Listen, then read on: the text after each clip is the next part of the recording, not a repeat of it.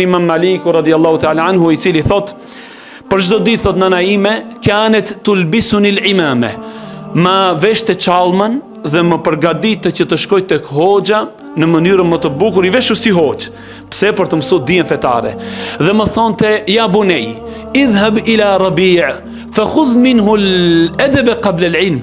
Dhe nëna më thonte për çdo ditë, o birim, shko tek Imam Rabi' dhe merr prej ti edukatën para se të marrish prej ti diturin.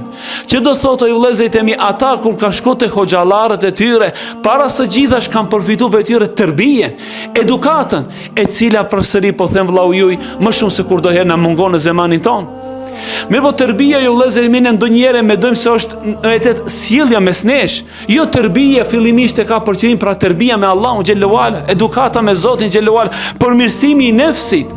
Mirë po nuk ndodhen përmirësimi i nefsit pa njohur ata.